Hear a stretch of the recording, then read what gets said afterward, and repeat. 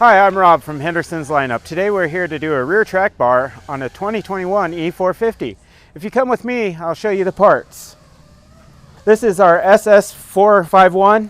Right here we have our track bar, our frame bracket, and our sway bar bracket, and all the hardware that comes with it. We're going to get started here with 11/16 air gun. Loosen your sway bar bracket.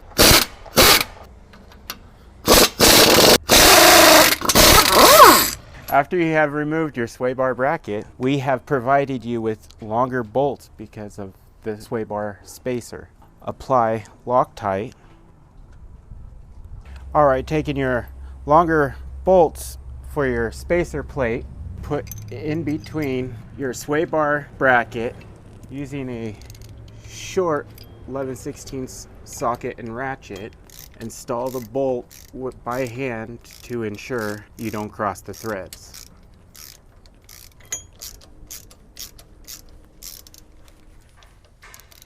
Removing the OEM bolts.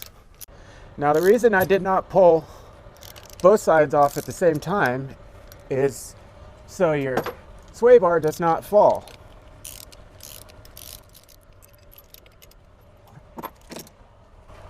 Now with your track bar bracket, take your bolt and your Loctite. As you can see, we have the coach lifted on Coney lifts. When you're putting on your rear track bar, you want to have the weight of the vehicle on your tires. Applying more Loctite onto your bolts. When putting on your bracket, sometimes may be easier to take a punch and line up your holes and tighten up your front bolt. Alright, now that we have the bolt started, we'll tighten it up with our air impact.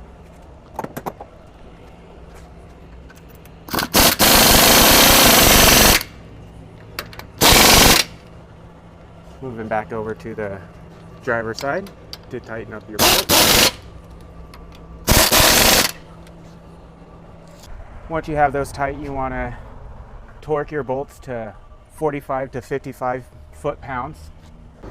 In order to get prepared to put on our frame mount bracket, I'm going to Loctite the bolt that is supplied in the kit with a lock washer and a flat washer on each one.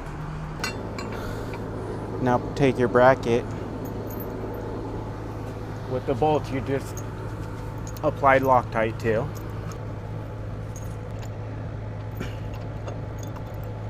Making sure you line up your holes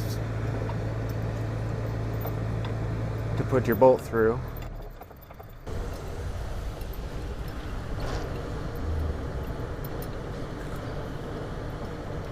Now that you have your frame bracket that SuperSteer has redesigned due to the brake line bracket change in 2021, now you will take a 3/4 wrench and tighten up your frame bolts.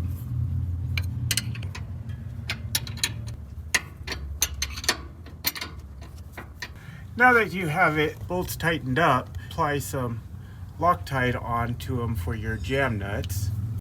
And these jam nuts you want to securely tighten down using a 3/4 wrench. Now that we have our jam nuts secure, we're going to take and tighten up our frame mount bolts.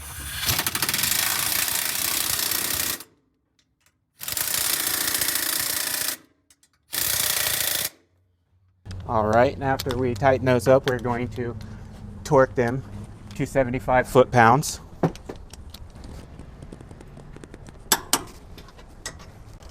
And now the other side. Now that your frame pinch plate is installed and torqued, we're going to take our track bar with our bolt and washer supplied in our kit. Each one of these washers will go on each side of the bushing. Applying a little Loctite.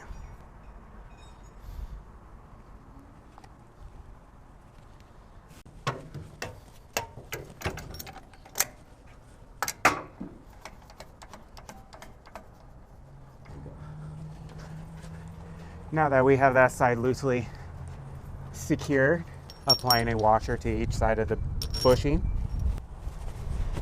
and a little bit of Loctite. And our new bolt will go towards the axle. Sometimes you may have to adjust the adjustable end here. Now that we have our bolts through, we're going to tighten them down using a 1 1/8 and a 7/16 Allen that we provide. Now the other side does not take an Allen.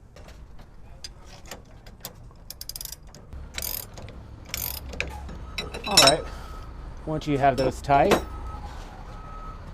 you'll want to apply a little Loctite to your jam nut and securely tighten your jam nut with a 1 1/8 wrench.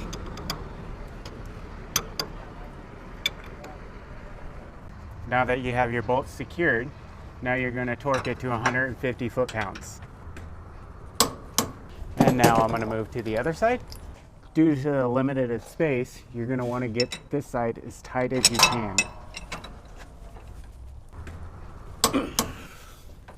Now the last and final thing you're going to want to do is put Loctite on your passenger side bracket keeper and tighten it down with a 1/2 inch wrench.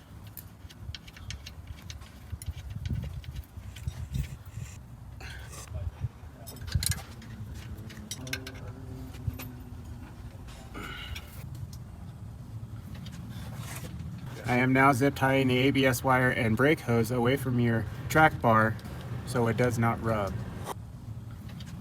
That completes the installation of the SS451. Until our next video, I wish you safer and happier driving.